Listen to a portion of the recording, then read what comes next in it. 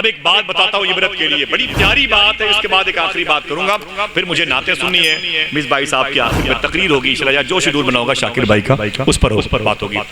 एक अजीम बुजुर्ग हैं, मुहद्दिस है, वो फरमाते हैं कि मैं मदीने शरीफ में रहता था। कहाँ पे? बोले बोले बोले कहाँ पे? हुजूर के शहर का नाम सब लोग ले लें। आप में से कोई मदीने शरीफ गया है? कोई गया हो तो हाथ उठा के बताए। माशाल्लाह, और नियाज भाई है, वो तो मेरे साथ ही मैं हूँ, बड़े भाई हैं। 3 लोग तो मेरे सामने हाथ उठाए। कितने लोग मदीने शरीफ गए हैं? इधर 2, इधर 1। सर भाई आप दुआ करें, दुआ करें, जाने वाले भी दुआ करें कि अल्लाह सबको हाजिरी की तौफीक अता फरमाए।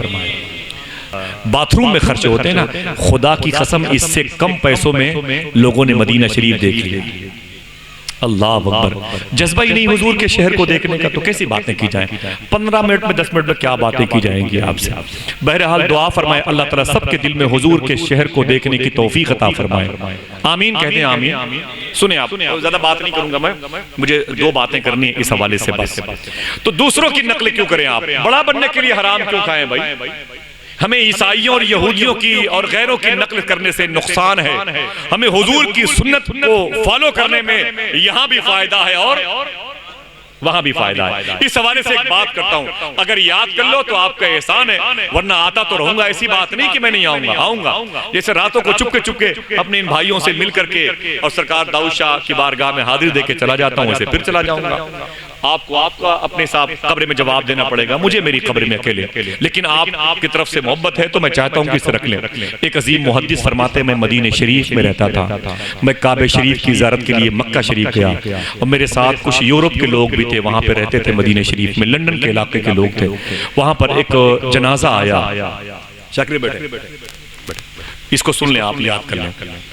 वो कहते हैं जनाजा आया, तो उस जनाजे को दफन करने के लिए जो मक्के शरीफ की अजीम कब्रिस्तान है, जिसको जन्नतुल माला कहते हैं, माला कब्रिस्तान कहते हैं, वहां उसे लेके गए। तो कहते हैं कि पहले के दौर में एक कब्र बड़ी नीचे गहरी खोदी जाती थी, उसमें दाएं और बाएं कई के मुर्दे लगाए जाते थे, स्टॉक किए जाते थे। जैसे कबाट नहीं बनता आपके यहाँ, ऐसी कबाट नुमा कब्रें बनती थी। अब इसका दूसरा सिस्टम है। तो वो कहते हैं कि मैंने देखा कि उस मुर्दे को उसमें दफना दिया गया, उसमें कबाट नुमा होता है उसमें डाल दिया गया। कहते हैं कि मैं मक्के शरीफ में रुक गया। 4-5 महीने के बाद फिर एक शख्स का इंतकाल हुआ। सुने, फिर एक शख्स का इंतकाल हुआ। फिर मैं गया उस जनाजे के पीछे पीछे, तो पता चला कि उसके लिए कब्र में जगह नहीं थी, तो उसी ढक्कन को खोला गया जिसमें 5 महीना पहले एक जनाजे को रखा गया था। एक जनाजे को रखा गया था 5 महीना पहले। कहते जब ढक्कन खोला गया तो जो इसे अलमारी में लाशें रखी जाती हैं, मैंने देखा कि लाशें रखी हुई थी, लेकिन उस बॉक्स की तरफ नीचे उस एरिया में जहां 4 महीना पहले जिसकी तदफीन में, जिसके दफन में, जिसके जनाजे मैंने शिरकत की थी, उसके खांचे में उसकी लाश नहीं थी। उसकी जगह पर एक लंदन की एक कब्र की मोहर लगी हुई एक लड़की की लाश रखी हुई थी। वो कहते हैं कि मैं परेशान हो गया। मैंने कहा ये क्या माजरा है? तो जो मेरे साथ यूरोप के और लोग थे, मैंने कहा यार ये क्या मामला है? वो इस बॉक्स में तो उस शख्स की लाश थी जो 4 महीना पहले इंतकाल किया है। अब इस कब्र में उसकी लाश नहीं है, एक लड़की की लाश है।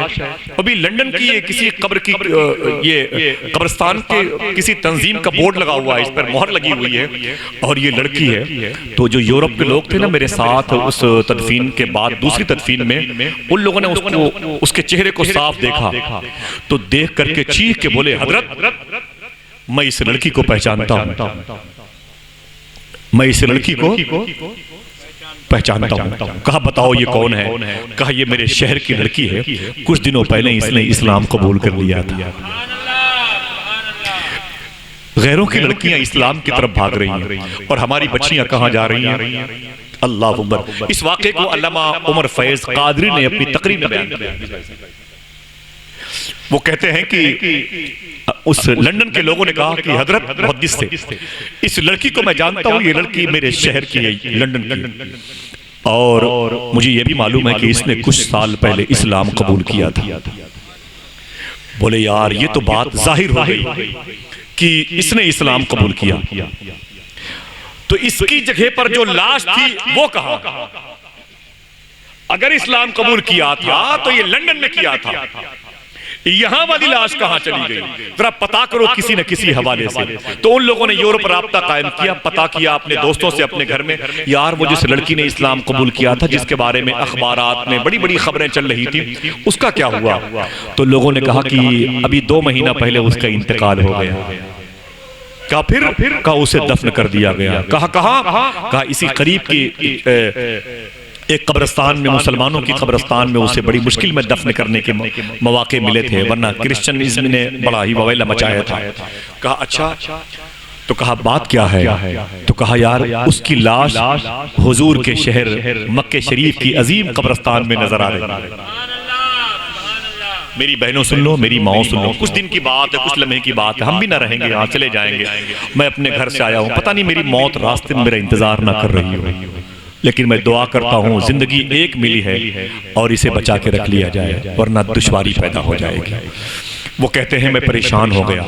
मैंने कहा अब ये पता किया जाए, अब ये पता किया जाए कि जो इसमें दफन था वो कहाँ गया। फिर पता किया गया, यार पता करो वो जो लड़की जहां दफन हुई, जिस बक्स में ताबूत नंबर में, उसका ताबूत नंबर चेक किया जाए। उसके दोस्त गए उस कब्रिस्तान में, ताबूत नंबर दिखा के उस लड़की के ताबूत को बाहर निकाला। जब उसे खोल के देखा तो दंग रह गए। उस ताबूत में उस लड़की की लाश नहीं थी, मक्के शरीफ में मरने वाले उस इंसान की लाश थी जिसको दफनाया तो मक्के में गया था, लेकिन उसकी लाश लंदन के म्यूजियम में। लोग चीख मार के तड़प गए, बोले ये क्या मामला है, ये किस्सा कहानी ये कैसे हो गया? तो मुहद्दिस कहते हैं मेरे दिल में ख्याल आया कि अब मैं पता करूं उससे, उसके घर वालों से, जिसकी लाश यहां से वहां गई। लड़की का इनाम जाहिर हो गया कि उसने इस्लाम कबूल किया है, जिसकी वजह से अल्लाह ने उसे इतनी बड़ी नेमत अता फरमाई। उसने कुरान पढ़ने वालों में अपने आप को शामिल किया है, तो उसे अल्लाह ने इतना बड़ा अजीम इनाम अता फरमाया है कि आज उसकी लाश लंदन से उठा के फरिश्तों ने माला कब्रिस्तान में लाके रख दिया है। लेकिन यहाँ जो दफन था वो कहाँ गया? अगर वहां है तहकीक और कन्फर्म हो गया तो उसकी वजह क्या है, सुन ले, शायद काम आए, कल ये बात आपकी जबान पर ना आने पाए। कहते हैं मुहद्दिसे वक्त मैं उसके घर गया, जिसकी लाश ट्रांसफर हुई थी यहाँ से वहाँ, मैं उसके घर गया। घर जाकर मैंने उसकी बीवी से कहा कि मुझे तुमसे बहुत जरूरी बातें करनी है। वो बैठ गई। मैंने कहा बताऊं? कहा बताओ। तो मैंने पूरी दास्तान बताई कि तेरे शौहर को 5 महीना पहले दफनाया गया था जिस कब्रिस्तान में, जिस बॉक्स में, उस बॉक्स में उसकी लाश नहीं है। उसकी लाश की जगह पर लंदन की एक लड़की है जिसने इस्लाम कबूल किया था हुजूर की मोहब्बत में, हुजूर पर दुरूद पढ़ती थी, उसकी लाश मिल रही है। लेकिन तेरे शौहर की लाश पता किया गया तो वो लंदन की कब्रिस्तान में मिल रही है, ईसाइयों की कब्रिस्तान में, ईसाइयों की कब्रिस्तान के पास एक ताबूत में। बात क्या है, जरा सच सच बता, तेरे शौहर के अंदर खराबी क्या थी? अगर कहो तो बता दो, बुरा न मान तो इसे याद कर ले, काम आएंगी आपकी, आप अपने बच्चों की मगफरत का सामान। खुदा कसम आपकी वजह से आपके बच्चे बख्शे जाएंगे।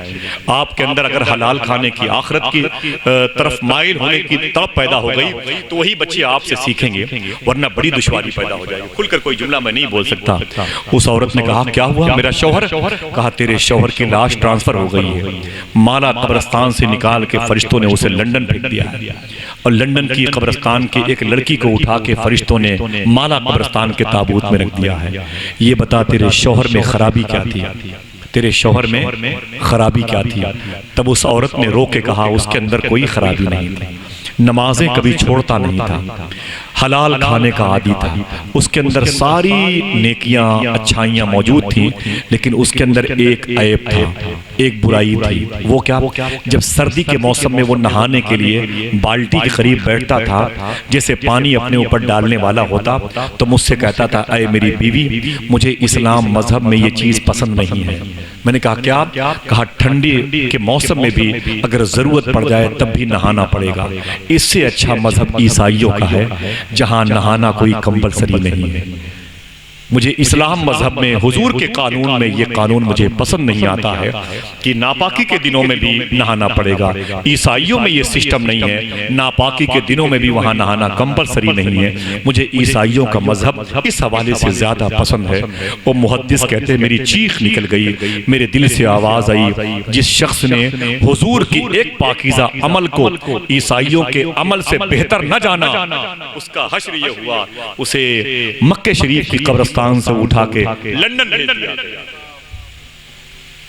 कोई बड़ी खराबी तो नजर नहीं आती, लेकिन खुदा की कसम ये बहुत बड़ी खराबी है। जिसको हुजूर का कानून शूट ना करे, जिसको हुजूर की पाकीज़ा बातों से मोहब्बत ना हो, जिसको हुजूर की सुन्नत से दिलचस्पी ना हो, जिसको हुजूर के पाकीज़ा अक़वाल को आइडियल बनाने का जज्बा ना हो, उसके लिए नुकसान है कि नहीं है? मेरी बात समझ के हाथों को उठा के बोलो समझ गए? उसका जुर्म क्या था? उसने सिर्फ अपनी बीवी से इतना ही कहा था। बीवी कहती है मैं अपने शौहर के सर पे हाथ रखती थी, मेरे शौहर तुझे अल्लाह उसके रसूल की अजमत का वास्ता ऐसा मत कह। इस्लाम में कोई ऐसी चीज नहीं है जो इस्लाम कबूल करने वालों के लिए नुकसानदेह हो। इसमें जरूर कोई न कोई अल्लाह की मसलत है। अरे ठंडे पानी से वजू नहा ले, हुजूर की सुन्नत अदा हो जाएगी, हुजूर के गुलामों की, इसमें भी तुझे सवाब मिलेगा। लेकिन मेरा शौहर बार बार यही कहता था, ऐ मेरी बीवी मुझे इस्लाम मजहब में ये कानून पसंद नहीं है। जिसको एक कानून मुस्तफ़ा से इनकार था उसे मक्के शरीफ से बाहर कर दिया गया। हम तो पहले से ही मक्के शरीफ से बाहर हैं। समझ गए मेरी बात? हम तो अभी 3000 किलोमीटर से दूर हैं। हम कैसे पहुंच जाएंगे मक्का? ये किस जोम में है? पैसे बचा लेंगे, पर्सनालिटी बचा लेगी, हुस्न बचा लेगा, ये ऊंची ऊंची डिग्रियों की कुर्सियां बचा लेंगे? ना ना ना ना, खुदा की कसम कोई नहीं बचाएगा। हमारे कुंडा में डीएसपी ज़ियाउल हक साहब थे, कुशीनगर के रहने वाले थे। जालिमों ने उनको शहीद कर दिया। असर की नमाज पढ़कर मुसल्ला टांग रहे थे तो किसी ने कहा हुजूर सीओ साहब मुसल्ला रख दे। बोले क्या जरूरत है, अभी तो मगरिब की फिर पढ़ना। देखिए सीओ साहब ज़ियाउल हक साहब नाम सुना ना? जालिमों ने शहीद कर दिया, लेकिन जिसने शहीद किया है एक दिन वो भी मारा जाएगा इंशाअल्लाह, है कि नहीं? सच्चाई बाकी रहेगी इंशाअल्लाह। बोलो सच्चाई बाकी रहेगी, झूठ कभी पनप नहीं सकता, सच्चाई बाकी रहेगी। और इसी सच्चाई को इमाम हुसैन ने इस्लाम का नाम दिया है। जब तक जमीन में जर्रा मौजूद है इंशाअल्लाह ये चांद निकलता रहेगा और हुसैन हुसैन के नारे लगाता रहेगा। हम नमाज नहीं पढ़ेंगे लेकिन मस्जिद से कभी न कभी नहीं, रोजाना खुदा के एक होने का ऐलान होता रहेगा इंशाअल्लाह। ये हुसैन की कुर्बानी है। जरा हाथों को उठा के बोल दो लब्बैक या हुसैन, लब्बैक या हुसैन, लब्बैक या हुसैन। दुआ करो अल्लाह इस मुबारक नाम का फैज़ मोहतरम गुलफूल मोहम्मद साहब किबला की रूह को नजर फरमा दे। आमीन कह दो, आमीन कह दो। नमाज की पाबंदी किया करो इंशाअल्लाह। और एक गुजारिश है हाथ जोड़ के, ये सीने में इल्मे नबी, इल्मे अली, इल्मे रज़ा मौजूद, इन सीनों में अहले बैत की मोहब्बत है। एक वादा करके जाओ हलाल खाएंगे इंशाअल्लाह। दिल से बोलो इंशाअल्लाह। मैं नहीं कहता कि आप मेरे सामने कसम खाओ, लेकिन इतनी सी गुजारिश करता हूँ कि हलाल खाओ। 1 करोड़ रुपए हो अगर तुम्हारे नहीं है तो उसे मिट्टी समझो। इंशाअल्लाह ऐसा करोगे। हलाल खाओ ताकि हुजूर की मोहब्बत पैदा हो जाए। हलाल खाओ इंशाअल्लाह। अपने बच्चों को हराम न खिलाओ, बच्चे हराम खोर न बनाओ, वरना ये बच्चे कल नशे की आदी हो जाएंगे। हमारी कब्रों पर हमारी मौत की खबर हमारे बेटे सुनेंगे ना तो ये बियर बार में डांस करते होंगे।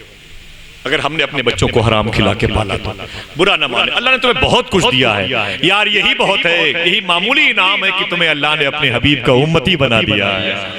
जरा हाथों को उठा के बोल दो सुभान अल्लाह। अल्लाह का शुक्र अदा करो कि तुम्हें अल्लाह ने अपने हबीब का उम्मती बनाया है। वो जिसे उत्तर प्रदेश का सीएम बनाया है, रब ने उसे भी ये दौलत नहीं अता फरमाई। रब ने जिसे हिंदुस्तान का वजीर आजम बनाया है, रब काबा की कसम उसे भी कलमा पढ़ने की तौफीक नहीं अता फरमाई है। रब ने जिसे हिंदुस्तान का फाइनेंस मिनिस्टर बनाया है, वो भी कुरान छू नहीं सकता। कुरान पढ़ने की तौफीक हम जैसे फकीरों के हिस्से में आई है। वजीर आजम तो मेरी नजर में आप हैं, आप हिंदुस्तान का सीएम आप हैं, आप उत्तर प्रदेश के सब कुछ आप हैं। जिसको हुजूर से मोहब्बत हो वही कामयाब होता है। आज हैं कल नहीं होंगे इंशाअल्लाह। आती जाती सरकारों से क्या लेना, नंगे भूखे बेचारों से क्या लेना, अपना खालिक अपना मालिक अफजल है। आती जाती सरकारों से क्या लेना, है कि नहीं? गरीब नवाज काफी है, कह दो सुभान अल्लाह। है कि नहीं भाई? गौस पाक गरीब नवाज साबिर पाक काफी है, आला हजरत की मोहब्बत काफी है, सादात का फैजान काफी है। कह दो सुभान अल्लाह। ये आते जाते रहेंगे इंशाअल्लाह, कोई नहीं रहेगा, गरीब नवाज का दरबार रहेगा इंशाअल्लाह। दिल से बोलो इंशाअल्लाह। जाते हो नहीं आते हो? अजमेर जाते हो? हाथ उठा के बोलो कितने लोग जा चुके हैं अजमेर शरीफ? सुभान अल्लाह। और कितने लोग बाकी हैं जाने वाले, जाना चाहते हैं? जो लोग जाना चाहते हैं हाथों को उठा के बोले सुभान अल्लाह इंशाअल्लाह। शाकिर भाई, गरीब नवाज की बारगाह में एक साहब शराब पी के आ गए। देखिए एक साहब शराब पी के नशे में आ गए, तो खादिम साहब थे वो पकड़ के 2 तमाचा मार बच्चे बाहर चल। नशे में तू ख्वाजा साहब के रोजे पर आ गया, उसे धक्के मार के बाहर कर दिया गया। जब बाहर हुआ तो उसी रात खादिम साहब के ख्वाब में गरीब नवाज आ गए। फरमाया कि मेरे दरबार में खिदमत करने वाले, वो दिन में एक आया था मेरा मेहमान, तूने उसे क्यों मारा? बोले हुजूर वो नशे में था। गरीब नवाज फरमाते नशा उतारना मेरा काम है। मोहब्बत से कहते सुभान अल्लाह। हाथों को ढा के बोलो या गरीब नवाज। बड़े बड़े बादशाह ने, बड़े बड़े पगड़ियों वालों को देखा, ये फिल्मी दुनिया वाले, ये स्पोर्ट्स वाले, खुदा कसम सब गरीब नवाज के दरबार की मिट्टी को चूमते हैं। ये किसी अमीर के दरबार को नहीं चूमते, गरीब नवाज के दरबार को चूमते। मेरी बात समझ गए? तो उसी के क्यों ना हो जाए, दुनिया जिसके सामने झुकी हुई है। जोर से बोलो लब्बैक या गरीब नवाज।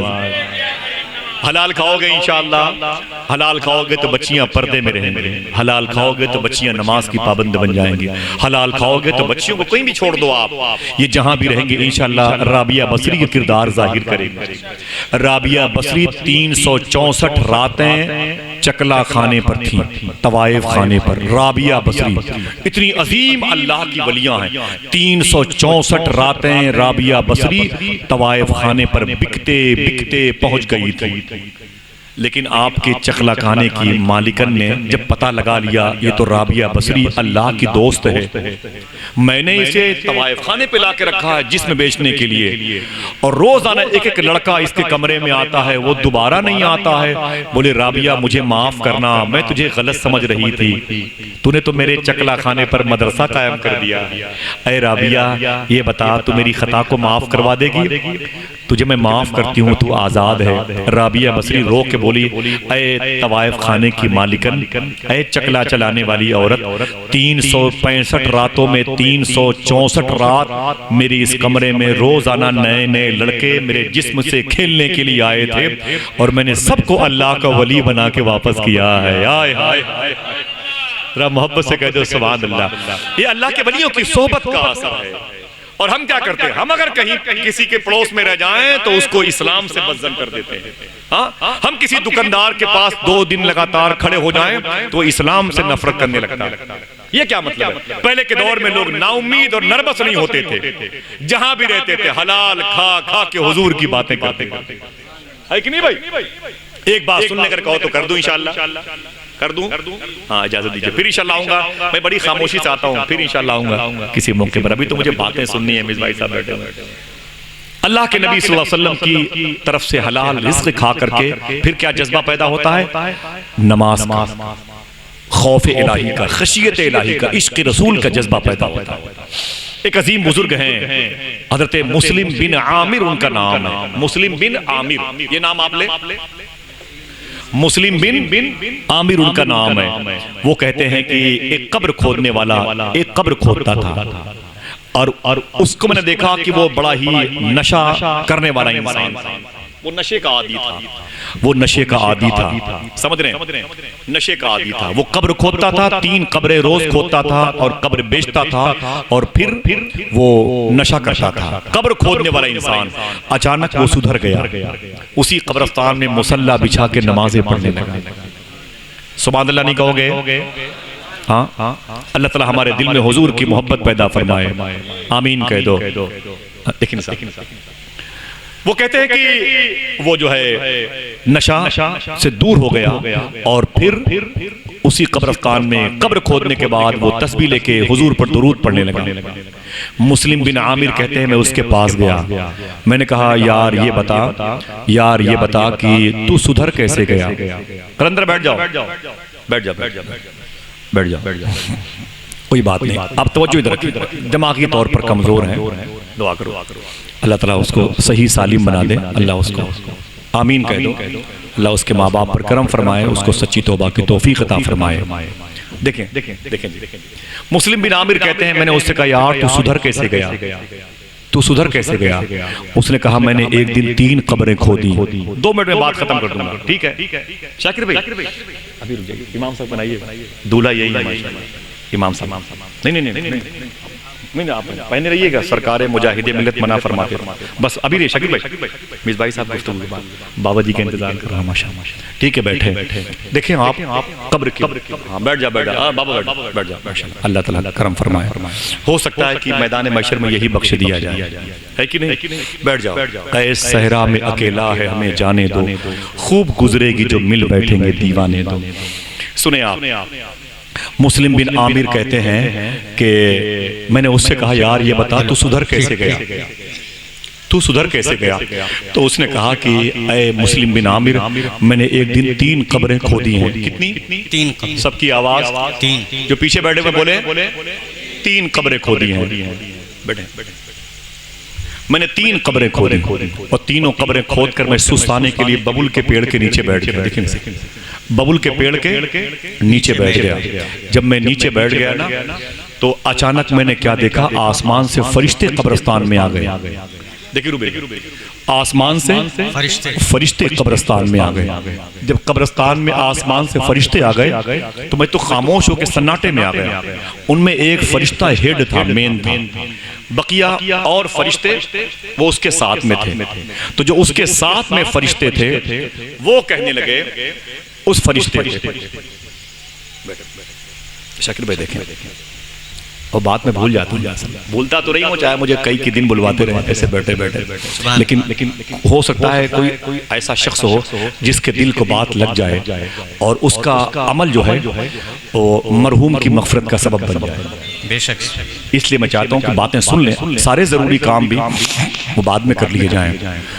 वो कहता है कब्र खोदने वाला कि मैंने देखा कि फरिश्ते आसमान से उतरे तो उनमें एक मेन था, हेड फरिश्ता था वो, और उसके साथ में थे। उन फरिश्तों ने कहा कि ये बताएं कि ये जो 3 कब्रें हैं, पहले वाली जो कब्र है इसमें जो मुर्दा दफन होगा उसके साथ हमें क्या सलूक करना है? समझ गए? उसके साथ हमें क्या करना है? तो उस फरिश्ते ने कहा कि रजिस्टर में लिखो इसको, जो पहला वाला मुर्दा आएगा ना वो बड़ा नेक होगा। सुभान अल्लाह, बड़ा नेक होगा। उसको जब दफन करके उसके घर वाले चले जाए ना तुम उसकी कब्र को नीचे से 12 कोस तक फैला देना। सुभान अल्लाह कहते यार, सुभान अल्लाह। 12 कोस था। ये 25 बाई 25 का फ्लैट अगर आबाद मिल जाए तो कितना खुश होते हैं, और बड़ा मिल जाए तो खुश होते हैं। कब्र में 12 कोस 12 बाई 12 कोस का फ्लैट अगर किसी को मिल रहा हो, मोहब्बत से बोले सुनिए, कोई और काम ना करे, वरना सीधी सी बात है। अभी तो दिक्कत हो जाएगी मेरे लिए, आप सब के फायदे की बात है। माँ बहनें मेरी सुने और ये इबरत हासिल करें इससे। मैं भी सोचता हूँ, मेरी भी बच्ची है, 2 बेटी है, मैं भी डरता हूँ जब ये वाकया बयान करता हूँ, पता नहीं मेरा क्या होगा, मेरी बच्चियों का क्या होगा, और दिल नहीं कहता कभी कभी। अल्लाह ताला मग़फ़िरत फरमाए।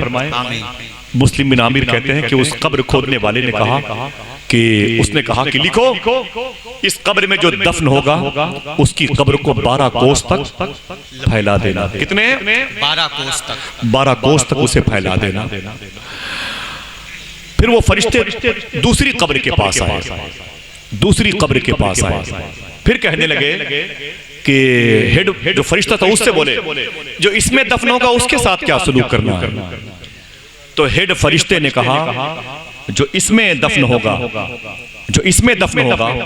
वो भी बड़ा नेक होगा। सुभान अल्लाह, वो भी बड़ा नेक होगा। जब वो दफन करके उसको लोग चले जाएं तो उसकी कब्र को 40 कोस तक फैला दें। सुभान अल्लाह, सुभान अल्लाह, सुभान अल्लाह। खुशी की बात है, सब लोग बोलो सुभान अल्लाह। कितने कोस तक? 40 कोस तक। सबको समझ में आ रहा नहीं आ रहा? याद कर ले बातें। मैं कुत्तों जैसा भोंकता रहता हूँ, मैं जानता हूँ मेरी कोई औकात नहीं है, लेकिन बातें आपके दिल तक पहुंच सकती हैं। थोड़ी देर के लिए कोई और काम नहीं करोगे तो दिक्कत नहीं आ जाएगी, समझे आप? तो वो कहते हैं कि उस फरिश्ते ने कहा कि इसमें जो मुर्दा दफन होगा उसके दफने के बाद उसको 40 कोस तक उसकी कब्र को फैला देना। सुभान अल्लाह। फरिश्तों ने उसे लिख लिया। लिखने के बाद तीसरी कब्र के पास आए तो उन फरिश्तों ने कहा, ये बताएं कि जो इसमें मुर्दा दफन होगा, इसमें जो मुर्दा दफन होगा उसके साथ क्या सलूक करना है। जो पीछे बैठे हुए सुन ले, मौत की बातें हो रही हैं, सुन ले। आपको चाहिए था ना, हजरत मौला अली के साथ में सईद बिन मुसय्यब सफर कर रहे थे। फरमाते हैं कि मौला अली फरमाते हैं कि आए कब्र की मुर्दो रूहो बाहर निकलो, तो सईद बिन मुसय्यब फरमाते हैं कि सारी रूहें बाहर निकल आई। फरमाते हैं मौलाए कायनात की अंदर की कैफियत क्या है, सुने अंदर की कैफियत क्या है। तो मौला अली फरमाते हैं कि सईद बिन मुसय्यब कहते हैं कि मौला अली के सामने कब्र की रूहें उनके पैरों से लिपट गईं और चीख करके बोली, अय आका अली, अंदर की जो कैफियत है ना, अगर बता दूं दुनिया वालों से तो दुनिया वाले खड़े रहेंगे, उनके जिस्म का गोश्त गल जाएगा, उनकी हड्डियां बाकी रहेंगी। अगर अंदर की कैफियत बता दूं, ये तुम्हें उमर शरीफ की कैसेट नजर आ रही है, ये मौत है, मौत जिससे कोई बच नहीं सकता। बड़े बड़े सीएम पीएम संसद और विधायक आए ना, वो कुत्तों की मौत मारे गए। एक मुसलमान को अल्लाह ने इस जमीन का बैलेंस बनाने के लिए रखता है। आप अपना मेयार समझो, अपना वकार समझो। मैं कहां की बातें कर रहा हूं, मैं कोई लतीफे नहीं बयान कर रहा हूं।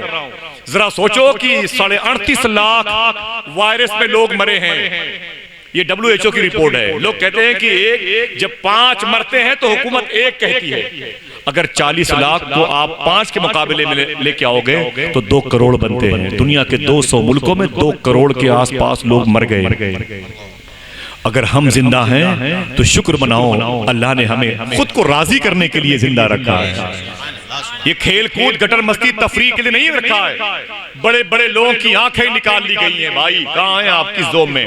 कभी सफर करें मेरे साथ तो दुनिया की तस्वीर दिखाऊं आपको, समझे आप? याद कर लो, ये मौत की बात है। इतना अजीम इंसान दुनिया से चला गया जिसकी रूह के एहसाले सवाब की महफिल है। हमें तो कोई नहीं जानता। दुआ करो अल्लाह उनको बख्शे हुए लोगों में शामिल फरमाए। उनके घर वालों से गुजारिश करता हूं कि खूब सदका किया करो, उनके नाम से खूब सदका किया करो, गरीबों को खिलाया पिलाया करो। इंशाअल्लाह बोलो आप अकेले खाने के आदी बन गए तब से बीमारियां पैदा हो गई। पहले के दौर में निसार भाई एक झोला होता था, उसमें केला भी होता था, सब्जी भी होती थी, भिंडी भी होती थी, फल भी होता था, प्याज भी और सेब भी होता था। लोग जाते थे बाजार से लेके चले आते थे। किसी गरीब को पता ही नहीं चलता था ये सेब है कि प्याज है। अब प्याज की पॉलिसी नहीं होती है, सेब की होती है। बर्गर और चीज से होते हैं, ब्रांडेड बिस्कुट सामान होते हैं और महंगी महंगी होटलों की मिठाइयां होती हैं। लोग 2-2 किलोमीटर से अपने हाथ में लेके चलते हैं। ये 2 किलोमीटर दूर तक का सफर करते वक्त न जाने कितने गरीब बच्चों की आंखें तुम्हारे उस महंगी प्लास्टिक के अंदर के सामान पर पड़ती रहती हैं। जैसे तुम उसे लेके अपने घर में आते हो, उन गरीबों की आह, उनकी हाय भी तुम्हारे घर में चली जाती है। फिर जब उसे तुम खिलाते हो अपने बच्चों को तो उस फल के साथ साथ बीमारियां भी तुम्हारे अंदर। तब तरीका क्या है? 1 दर्जन केला खरीदो तो कम से कम 2 केला किसी गरीब बच्चे को दे दिया। इंशाअल्लाह बोलो। मैंने देखा सूफी सुल्तान मियां शाह साहब किबला के साथ सफर करते हुए ऐसे बैठे हैं, वो आधा किलो चीनी खरीद करके ऐसे टहलते हुए चले गए, 10-20 पेड़ों के इर्द गिर्द डाल दिए। मैंने कहा हुजूर ये आधा किलो चीनी आपने कहा पेड़ों पे डाल दी है। फरमाते कि लोग 20 रुपए की 4 राशि लेकर के घरों पे थूक देते हैं। जबान गंदी होती है, दांत गंदा होता है, फेफड़ा खराब होता है, जहां थूकेंगे दीवारें खराब होती हैं। कल्चर में भी लोग अच्छा नहीं समझते हैं। 20 रुपए में मैंने आधा किलो चीनी 10-15 पेड़ के नीचे डाल दी है। कम से कम 100-200 चूंटियों का पेड़ तो भर जाएगा। ऐसा करोगे इंशाअल्लाह? इंशाअल्लाह। लोग कहते हैं हुजूर हमारे पास औलाद नहीं है, तो सूफी साहब कहते हैं औलाद नहीं है तो दिल में पूरी मोहब्बत सेफ होगी, बच्चों वाला प्यार सेफ होगा। कहते हैं हुजूर अभी मौजूद है, बड़ी दिल ख्वाहिश करती है, ख्वाहिश करता है। बीवी कहती है मेरी ख्वाहिश है कि मैं अपने बच्चों से मोहब्बत करूं, बच्चे ही नहीं है। तो सूफी साहब फरमाते रोजाना अपनी छत पर पार्ले बिस्कुट फेंक दिया करो, 3-4 पैकेट। तुम्हारे बच्चे बिस्कुट नहीं खाने के लिए पैदा हुए हैं, तुम्हारी कोख अभी सूनी है तो क्या हुआ? तेरे घर पर जब कबूतर कौवे आके अल्लाह का नाम लेके बिस्किट खाएंगे तो दुआ जरूर करेंगे इंशाअल्लाह। सुभान अल्लाह। कोई पूछेगा तेरी औलादें कितनी हैं तो कहना इन परिंदों को गिन लो, यही मेरी औलाद है। सुभान अल्लाह सुभान अल्लाह। समझ गए? इस्लाम खिदमत का नाम है, तब आपको के हार्ट को सुकून मिलेगा इंशाअल्लाह। बोलो दुआ करो अल्लाह हलाल खाने की। पहली कब्र में जो मुर्दा होगा उसकी कब्र कितनी फैलेगी? 12 कोस तक। याद कर लो भाई, कितनी? जोर से बोलो 12 कोस तक। दूसरी कब्र में जो मुर्दा होगा उसकी कब्र को कितनी कोस तक फैलाया जाएगा? 40 तक। ऊंची बोले, सब लोग बोले कितनी? 40 कोस तक फैलाया जाएगा। अब बारी थी तीसरी कब्र की, बारी थी तीसरी कब्र की। वो कब्र खोदने वाला कहता है मैं खुश था, लेकिन जब तीसरी कब्र के पास आए, जब उनकी मैंने बातें सुनी की तो मैं कांपने लगा। बूढ़ा हो गया मैं कब्र खोदते खोदते। वहाँ एक छोटा सा बच्चा बैठा हुआ था, मैं और कुछ बात नहीं करूंगा इशारे में। शाकिर भाई ताज्जुब करेंगे उस बच्चे को देखकर। वो बच्चा टी शर्ट पैंट पहने हुआ था और छोटा सा बच्चा था। मेरे दोस्त ने कहा कि आसिफ भाई तकरीबन 5-6 मरतबे अब तक इस बच्चे ने हुजूर को देख लिया। सुभान अल्लाह। 5-6 मरतबे उस बच्चे ने हुजूर की ज़ियारत कर ली। मुझे किनारे ले गया, बोला आसिफ भाई, मैंने कहा क्या बात है? तो उसने एक ख्वाब की दास्तान बताई है। अल्लाह, मैंने कहा यार ये तेरा बाप क्या करता है? तो उसने बताया कि मुझे हलाल खिलाता है। सुभान अल्लाह। हलाल खिलाता। अल्लाह हमें हुजूर की मोहब्बत पैदा हमारे दिलों के अंदर पैदा फरमाए। आमीन कह दो, आमीन। बस बात खत्म करता हूँ, मेरा वक्त भी इस हवाले से तकमील तक पहुँच गया। मैंने चाहा कि मैं अपने उस अजीम भाई शाकिर भाई, ये जब मैं इलाहाबाद एयरपोर्ट पर उतरता हूँ तो यही मुझे घर छोड़ने के लिए जाते हैं। बड़े इनके ये रुबील भाई साथ में रहते हैं तो बड़े एहसानात हैं इनके, और बिलखुसूस गुड्डू बाबा के कदम की बरकतें हैं। बहुत बड़ी बारगाह में रहते हैं, बहुत बड़े लोग हैं। अल्लाह उनके सदक़े में हम सबको सच्ची तौबा की तौफीक अता फरमाए। आमीन कह दो। उनसे मोहब्बत, उनका प्यार, उनके एहसानात, और आप जैसे लोगों से मुलाकात हो जाती है इस इलाके में आकर के। आखिरी बात सुने मैं कर रहा था, पहली कब्र को 12 कोस तक फैलाना है, दूसरी कब्र को 40 कोस तक। वो कहता है कब्र खोदने वाला, जब तीसरी कब्र के पास फरिश्ते आए, उनकी बातों को सुन के मुझे चक्कर आ गया, मैं बेहोश हो गया। मालूम है क्या कहा? बता दूं? उन फरिश्तों में जो हेड था उसने कहा कि ये तीसरी कब्र है। तो उन लोगों ने कहा, फरिश्तों ने कहा जी हुजूर इसके बारे में क्या हुक्म है? उस फरिश्ते ने कहा जो मेन था, उसने कहा जब तीसरी कब्र में इसमें जब मुर्दे को दफना करके उसके घर वाले बाहर चले जाएं तो इसकी कब्र को बराबर कर देना, इसकी कब्र को बराबर कर देना, इसकी कब्र को बराबर कर देना। इस तरफ की पसली इधर आ जानी चाहिए, इस तरफ की पसली इधर आ जानी चाहिए। कहते हैं मैं चक्कर आ गया, मुझे बेहोश होने की नौबत आ गई। समझ गए मेरी बात? ऐसा होगा, हुआ और होता रहा। अल्लाह माफ फरमाए। मेरे बड़े अच्छे दोस्त हैं सना खान रसूल मोहतरम मुमताज़ कादरी साहब। मुमताज़ भाई मेरी आवाज़ से आपको शायद आराम ना मिला होगा इसलिए आप आ गए। नहीं,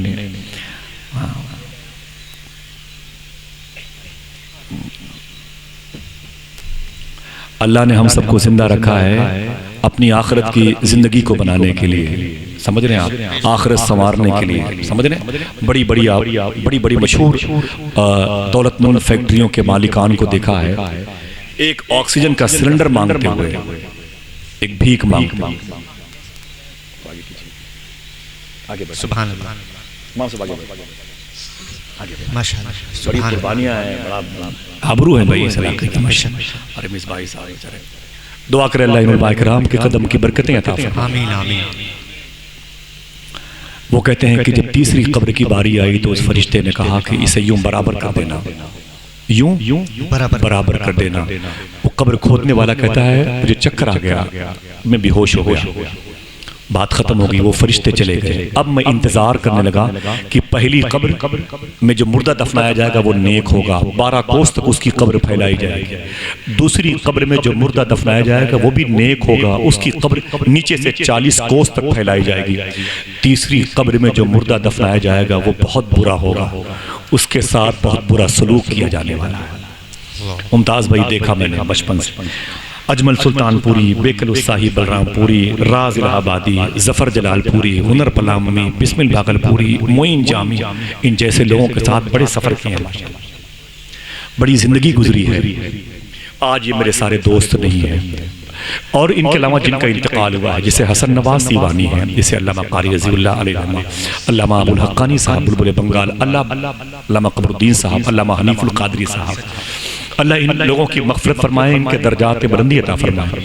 ऐसे एक दिन ऐसा है मेरे बारे में भी आएगा, वो दुनिया का कुत्तों से बदतर, सुअर से बदतर इंसान, एक मर गया, वो भी ज़ालिम, बहुत देर देर तक बातें करता था। कुछ नहीं होगा, आप ऐलान सुनेंगे और कहेंगे अच्छा हुआ मर गया वो, ठीक है, वो आपकी तनकीद पर कुछ नहीं होगा, लेकिन जो बुरा काम मैंने किया है मुझे सज़ा ज़रूर मिलेगी। कहते हैं वो कब्र खोदने वाला कहता है कि मैं समझ गया कि दो कब्रों में नेक मुर्दे आएंगे, एक कब्र में बहुत बहुत बहुत घटिया किस्म का इंसान आएगा। बस मैं बैठ गया, देखूं आज इन तीनों कब्रों को खरीदता कौन है। मुस्लिम बिन आमिर कहते हैं थोड़ी देर के बाद एक जनाजा आया, उस जनाजे को 7 लोग उठाए हुए थे। कितने लोग? 7 लोग। बोले और ऊंची बोले, वादा करो बताओगे अपनी बहन बेटियों से, बताओगे इंशाअल्लाह। आपकी जिम्मेदारी है, चराग से चराग जलाओगे कि खाली खेल कूद करोगे। मोबाइल आ गया तो क्या मतलब है, जन्नत मिल गई है, और 50,000 1 लाख का मोबाइल बच्चों को दे दिया तो क्या मतलब है कि हुजूर की मग़फ़िरत का सामान है। सूफी सुल्तान में फरमाते हैं कि तुम इसी मोबाइल की स्क्रीन पर तस्वीरें देखते देखते 2-2 घंटे उंगलियों को इसमें मसरूफ रखते हो, आंखें दिल सब बिजी हैं, तुम्हें नींद आती है, उंगलियां थक जाती हैं, मोबाइल गिर जाता है, तुम सो जाते हो। सूफी सुल्तान में फरमाते हैं तुम तो सो जाते हो, लेकिन रात भर मदीने में हुजूर तेरे दुरूद का इंतजार करते रहते हैं। कहते हैं जालिम तू क्या समझता है, हुजूर को खबर नहीं है। जो ये कहता है कि हुजूर ये नहीं जानते, उसके इस ना जानने को भी हुजूर जानते हैं। हुजूर कितना जानते हैं। गरीब नवाज के खलीफा ख्वाजा कुतुबुद्दीन बख्तियार काकी हैं, रोजाना 3000 मरतबे दरूद शरीफ पढ़ते थे। कितनी मरतबे? 3000 मरतबे हुजूर पर दरूद शरीफ पढ़ते थे। शादी के दिन आए तो मेहमानों में बिजी हो गए ख्वाजा कुतुबुद्दीन बख्तियार काकी, मेहमानों में मसरूफ हो गए, 3 दिन तक दरूद नहीं पढ़ा। चौथी रात को आपके मुरीद के ख्वाब में अल्लाह के नबी तशरीफ लाए। मेरे आका फरमाते हैं कुतुबुद्दीन के मुरीद अपने पीर से कहना क्या बात है, 3 दिन से मदीने वाले आका तेरे दरूद का इंतजार कर रहे हैं। हम यहाँ भी अपनी मसरूफियत लेके आए हुए हैं, मेरे सामने भी लोग मसरूफ हैं। मुमताज भाई हम तो नात पढ़ के घर चले जाते हैं, इस नात का असर कितना होता है। मेरे सामने 10-12 साल का बच्चा बैठा हुआ है, नाम लूंगा तो वो अभी वो मुझसे शिकायत करेगा अगर मैंने उसका नाम ले लिया तो। मेरे सामने बैठा हुआ है, मैं उसको पेंडिंग में रख के बात करता हूँ, मुश्किल से बात 10-12 साल का है, समझे। रोजाना वो 11,000 मरतबे हुजूर पर दरूद पढ़ता है, यहीं पर बैठा हुआ है। नाम लूंगा उसके पैरों को चूम लीजिएगा, खुदा की कसम, समझे मेरी बात को। ऐसे ऐसे लोग बैठे, और 1 साल बड़ी उसकी बहन है, वो उससे ज्यादा पढ़ती है। खुदा वजह क्या है? उसका बाप उसे हलाल खिलाता है, उसका बाप उसे हलाल खिलाता है। बात खत्म। हाथों को उठा के बोलो लब्बैक या हुसैन, दोनों हाथों को उठा के लब्बैक या हुसैन। अल्लाह इस नाम की बरकत से मरहूम की मग़फ़िरत फरमाए, हमारी माँ और हमारे बाप की मग़फ़िरत फरमाए। आमीन कह दो, आमीन। हलाल खाएंगे इंशाअल्लाह कह दे, इतना कर ले बस, और कुछ ना करें। एक सब्जेक्ट में टॉप हो जाओ, कम से कम हलाल खाओ, हलाल, और कुछ ना करो तो हलाल तो खाओ कम से कम, समझे मेरी बात, और कुछ ना करो, ठीक है। सुने आप मेरे आका सल्लल्लाहु अलैहि वसल्लम के लाडले की दास्तान। वो कब्र खोदने वाला कहता है एक मुर्दा आया, उसको 7 लोग लेके आ रहे हैं। कितने लोग? 7 लोग।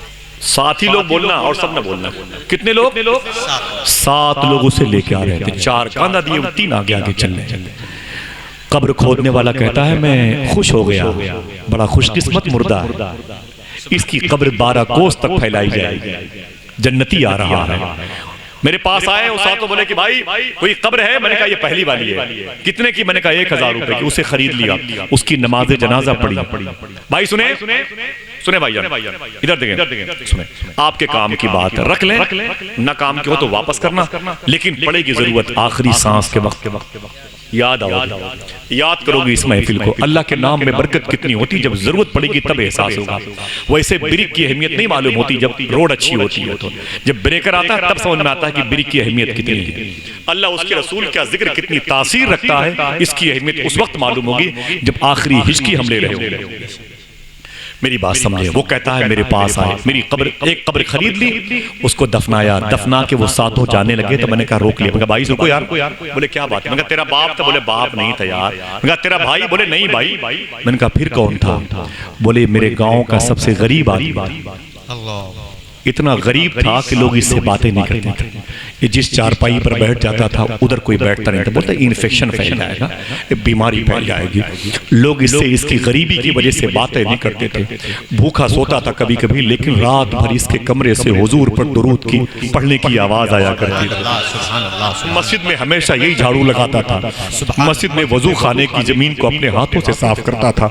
लोग इसे बहुत ही घटिया, बहुत ही थर्ड क्लास का, बड़ा गिरा हुआ इंसान समझते थे। लेकिन आज जब इसका इंतकाल हुआ तो मैंने बड़े बड़े लोगों से कहा यार वो गरीब मर गया है। लोग बोले गरीब मर गया है तो उसके जनाजे में क्या करूं जाकर। गरीब था तो बहुत कम थे लोग मैयत में, अमीर होता तो कांधा लगाना मुश्किल था। लोग बोले जाके यार दफन करके आओ यार। तो सातों लोगों ने कहा कि हम लोगों ने चंदा किया है, कफन खरीदा है, लाके उसे कब्र खरीद करके उसे दफन कर दिया है। उसने कहा मुबारक हो, तुमने एक जन्नती की खिदमत की। पीछे वाले बोले तूने जन्नती की खिदमत की है। Chapter close. कहते थोड़ी देर के बाद दूसरा जनाजा, थोड़ी देर के बाद एक दूसरा जनाजा। जब दूसरा जनाजा आया ना तो वो कहते हैं कि उसमें कुल 4 लोग थे।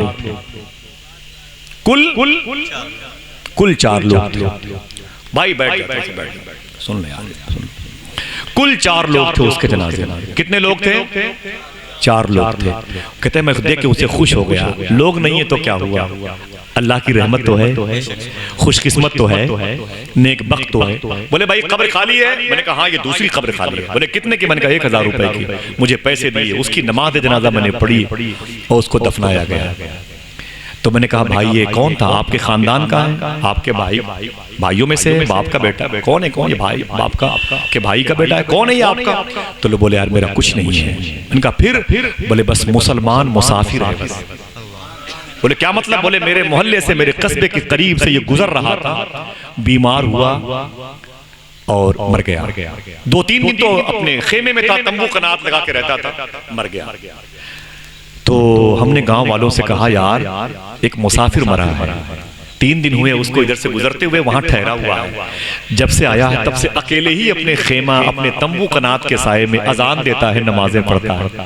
अकेला था, मर गया है, उसे दफना दिया जाए। तो गांव के पैसे वालों ने कहा उसके पैर में रस्सी बांध के जंगल में फेंक दो उसको। तो मैंने कहा यार मुसलमान था। बोले मुसलमान है तो क्या हुआ, पता नहीं किस बिरादरी का है। तो मैंने कहा बिरादरी क्या देखनी भाई इसमें?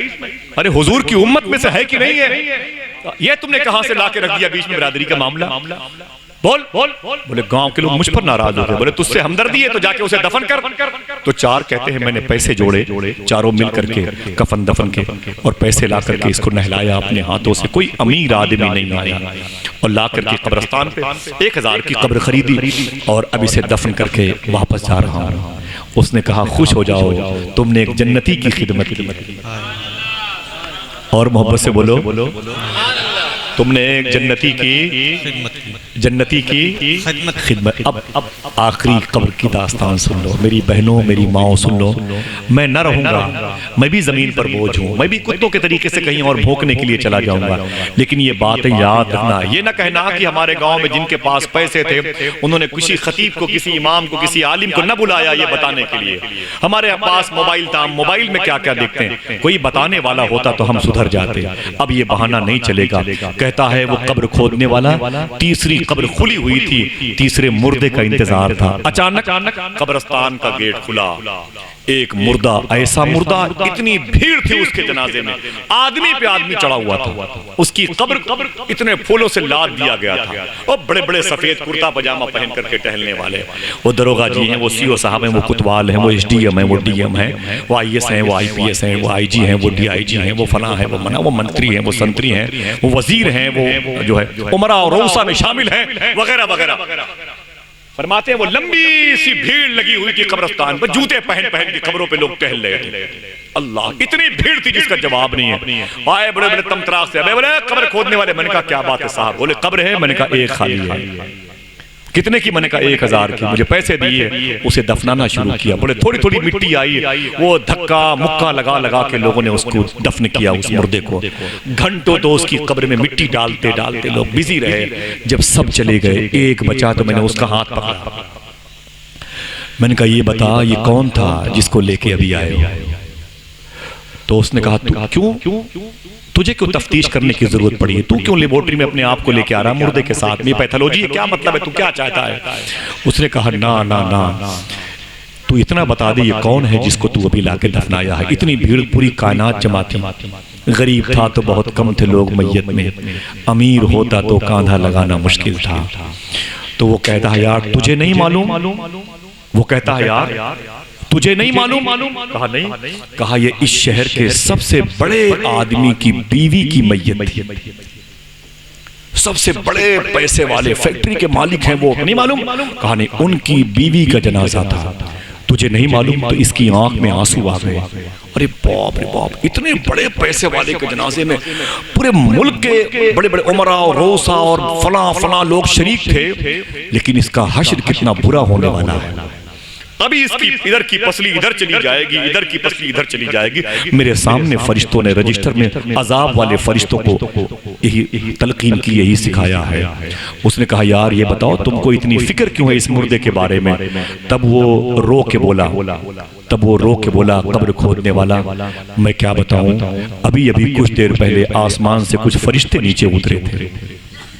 वो बातें कर रहे थे और कह रहे थे इस तीसरी कब्र में जो मुर्दा दफन होगा उसके साथ अल्लाह का सख्त अजाब आने वाला है। उसकी कब्र को इतनी करेंगे, इतनी, इधर की पसली इधर चली जाएगी, इधर की पसली इधर चली जाएगी। उसने कहा यार ये बता इस लड़की का कसूर क्या है? इसके अंदर ऐब क्या था, बीमारी क्या थी, गुनाह क्या थे? तब उसने कहा ओफो, अगर तुमने पूछा है तो बता दूं इसके अंदर ऐब क्या था। इसने पूरी जिंदगी कभी हुजूर पर दुरूद नहीं पढ़ा। इसको कभी हलाल खाने के लिए कोई बुलाता तो ये कहती कि मुझे मेरे शौहर ने बहुत दिया है, तो लोग कहते वो हराम है, तो वो कहती हराम है तो क्या हुआ, दौलत तो है। लड़कियां इसके मोहल्ले में छप्पर में जो रहती थी इसको बुलाती थी कि मेरे घर पे आओ, मदीने वाले के जिक्र की महफिल है, तो ये डांट के भगा देती थी, बाहर चलो, तुम जैसे गरीबों के यहाँ जाऊंगी तो मेरी इंसल्टी हो जाएगी। तो वो बच्चियां कहती थी कि आपको अल्लाह ने बहुत पैसे दिए हैं मालिकन, अपने घर पे ही हुजूर की मिलाद की महफिल सजाओ। तो वो कहती थी भाग जाओ अपने घर में। क्या मैं अपने घर में हुजूर की मिलाद की महफिल सजा करके गरीब गुरबा और फटीचर औरतों को अपने घर में बुलाऊंगी? अपने घर को नापाक करूंगी, अपने घर को गंदा करूंगी? भाग जाओ, मेरे चक्कर मत पड़ो। शहर में जो सबसे कीमती कपड़ा आता था पहले ये पहनती थी, सबसे कीमती चप्पल आती थी पहले ये पहनती थी। खबरदार, पूरी जिंदगी में कभी कोई गरीब औरत इसके सामने आ गई इसने उसे तमाचे मार दिए। गरीबी को ऐब समझती थी, हुजूर की मोहब्बत को जुर्म समझती थी, हुजूर के तस्करे को ये अदब के खिलाफ समझती थी। माज़अल्लाह, वो रो के बोला अल्लाह अकबर, अल्लाह अकबर। अब तो जमीन पर वो नहीं है, जमीन के नीचे है। हाय अफसोस कि हुजूर की दूरी उसे जहन्नम के करीब कर रही है। इतने सख्त अज़ाबात में वो गिरफ्तार होने जा रही है जिसके बारे में कभी किसी ने सोचा भी नहीं। ऐ लोगों, एक दुनिया में एक मरतबे रहने का मौका मिला है, दुआ करो इसी मौके को हम भुनाएं, अल्लाह को राजी कर लें। आमीन कह दो, अल्लाह को राजी कर ले। अल्लाह हमें अपनी रजा अता फरमाए, अल्लाह अपना खौफ अता फरमाए। आमीन कह दो, अल्लाह अपनी मोहब्बत अता फरमाए। आमीन कह दो। मोहब्बत के साथ में बातें हो सकती हैं। मैंने इसलिए बातें की ना मुमताज भाई की कुछ ही लोग थे मेरे सामने, मैंने 10 मिनट देर कर दिया आने में, वरना अल्लाह का शुक्र है कि वो 10 लोग काफी हैं मेरे सामने। हाँ, मैं अभी उदयपुर में था, वहाँ भी यही काम था, फिर गोवा गया, गोवा में भी यही काम था, मुंबई गया, वहाँ भी यही काम था, फिर आया, फिर अभी पाली में था, वही काम, शरीफ भाई की दावत पे गया था। तो इससे कई गुना लोग थे, हुजूर की बातें सुन रहे थे। खुदा कसम आज दिल बड़ा खुश हुआ, लेकिन दुआ करो अल्लाह हम सबको हलाल खाने की तौफीक अता फरमाए। आमीन कह दो। इंशाअल्लाह अपने अंदर कब्रस्तानों पे जो आपके माँ बाप लेटे हुए हैं उनके पास जाया करो, वो इंतजार करते हैं। इंशाअल्लाह बोलो, हाँ, उन्हें छोड़ा मत करो तन्हाई में, वो तुम्हारे साथ रहना चाहते हैं। वो चाहते हैं कि तुम जब मेरे पास आओगे तो तुम्हारी औलादें तुम्हें यहाँ आते हुए देखेंगे, तो फिर वो तुम्हारे इंतकाल के बाद तुम्हारे पास, समझे, वरना वो पता भूल जाएंगे। और फिर एक दिन ये होगा कि अल्लाह अकबर, अल्लाह अकबर। जनाजा रहबरी करता है पीछे चलने वालों की, दिखाता है उन्हें मंजिल जो रास्ता भूल बैठे। समझे? दुआ करो अल्लाह कब्र को याद करके जिंदगी गुजारने की तौफीक अता फरमाए। बड़ा कीमती आदमी चला गया यार वायरस में, लेकिन मुझे इसलिए तकलीफ नहीं है क्योंकि वो दिल्ली में लेटा हुआ है। मेरे महबूब इलाही का शहर है, ख्वाजा कुतुबुद्दीन का शहर है, इब्राहिम एरजी का शहर है, अमीर खुसरू का शहर है, नसीरुद्दीन चिराग देहलवी का शहर है, सरकारे अल्लाह बख्श रहमतुल्लाह ताला अलैह का शहर है, लेकिन मखदूमा बीबी जुलेखा का शहर है, बाबा फरीउद्दीन गंजे शकर के जो पाकपट्टन लाहौर में लेटे हुए हैं उनके सगे भाई शेख नजीबुद्दीन मुतवक्किल चिश्ती का शहर है। ये इतने बड़े बुजुर्ग थे कि एक कदम में 1000 किलोमीटर का सफर करते थे। वक्त नहीं है इस चैप्टर को मैं आन करूं, क्लोज करता हूं, माफी चाहता हूं, बस इतनी सी गुफ्तगू काफी है। मैं एक दो शेर पढ़ करके अपने भाइयों को बुलाता रहूंगा, दुआ करें इंशाल्लाह। मैं भाई से मादरत चाहता हूं आप सबकी मौजूदगी में। एक मेरा रिश्ता है जैसे यहाँ से तकरीबन 12-15 साल से मैं आता हूँ दोस्तों के यहाँ, फिर किसी मौके पर हम और आप तन्हाई में बैठ करके बातें करेंगे, कहेंगे कैस सहरा में अकेला है मुझे जाने दो, खूब गुजरेगी जो मिल बैठेंगे दीवाने दो। इजाजत दीजिए, मैं गुजारिश करता हूँ फिर किसी मौके पर मुलाकात होगी इंशाल्लाह। हाफिज़ व कारी सलमान रजा साहब से गुजारिश कर रहा हूँ कि वो तशरीफ लाएं, भाई मुमताज़ कादरी, अख्तर फैजी, जितने भी मेरे मोहसिनीन बैठे हुए हैं उन तक पहुँचने से पहले आप नाते मुस्तफ़ा सल्लल्लाहु अलैहि वसल्लम समाअत फरमाएं और जी खोल करके हुजूर के नाम पर मचलें, तड़पें, अपनी नेकियों की जंबील को बावजन करें। जरा फिर से अपने हाथों को उठा के बोल दें लब्बैक या हुसैन। एक आदमी दरमियान से खड़े होकर के ये नारा लगा, एक आदमी दरमियान से खड़े होकर के इमाम हुसैन के नाम पे ये नारा बुलंद करें।